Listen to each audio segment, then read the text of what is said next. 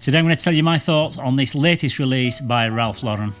This is Polo Red Eau de Parfum, and to find out a bit more about this one, stay tuned to Mag's Frags.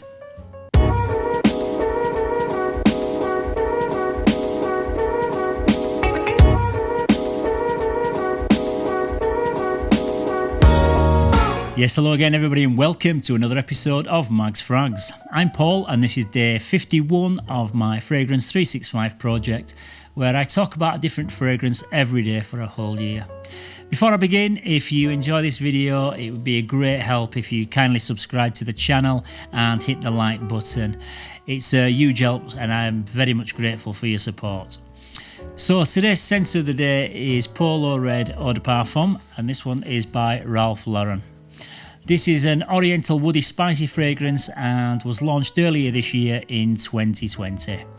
The red bottles in the Polo range usually take on a spicy character, so let's see if this one carries on the theme in the note breakdown.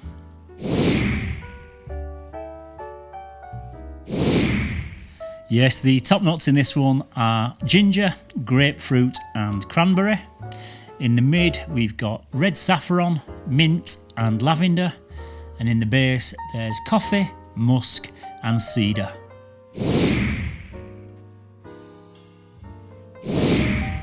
Yes, as suspected, this opens up very bright with sparkling citrus and an instant pepperiness from the ginger and saffron that remain the prominent notes right throughout into the dry down.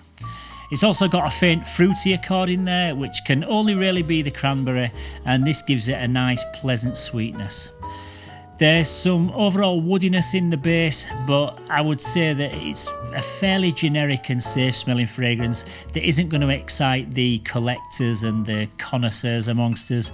But if you're already a fan of the other Polo Red fragrances, then I'm sure that you'll really enjoy this one.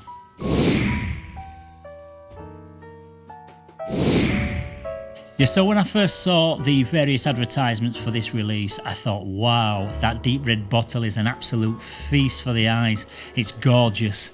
But in reality, it's not so attractive.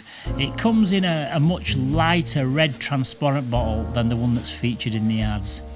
It has the Polo logo on the front, and that's in silver. And then we've got the silver cap as well.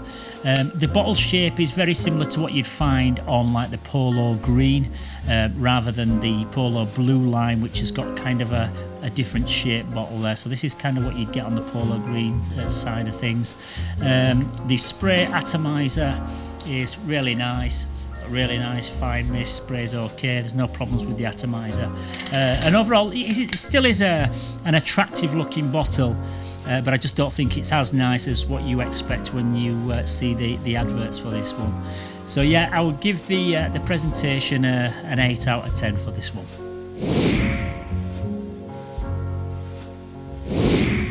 Yeah, this is one that I feel would probably appeal to guys of 25 years and upwards, as I feel it's got a fairly sophisticated scent character.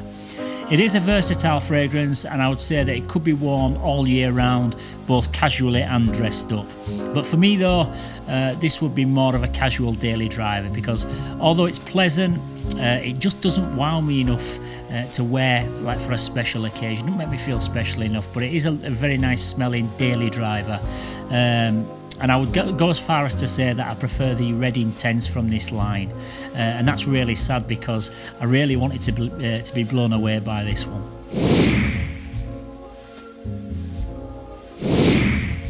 Yeah, the performance is adequate, it's decent enough, and I would say that I get around about 5 to 6 hours out of it, and it projects well for the first hour or two, and then it starts to sit a little fairly close to the skin.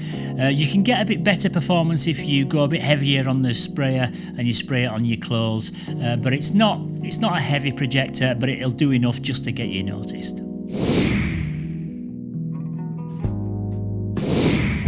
Unfortunately, I'm slightly underwhelmed with this release, and I was expecting so much more from it.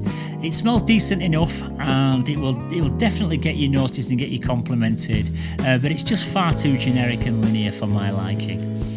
There's nothing unique or special here, so I'd urge you, if you're thinking about getting this one, I'd urge you to try this one before you go straight ahead and buy a full bottle of it. Like I say, it does smell pleasant enough, but there's just so many other fragrances on the market that smell similar, or if not a little bit better than this one. So on the whole, I would probably give this one a 7 out of 10. Yeah, so once again, that's it for today's scent of the day. So don't forget, over the next couple of days, I'll be giving my thoughts on two fairly recent releases from the Bulgari Man line. So don't forget to tune in for those two over the next couple of days. Also, if you found this video useful, please don't forget to give it a like and subscribe to the channel. It's also great to hear your thoughts on the fragrances that feature throughout this project, so keep your comments coming down in the comments section. So until next time, everybody, as always, thank you very much for watching. Stay safe, keep smelling fresh, and bye-bye for now.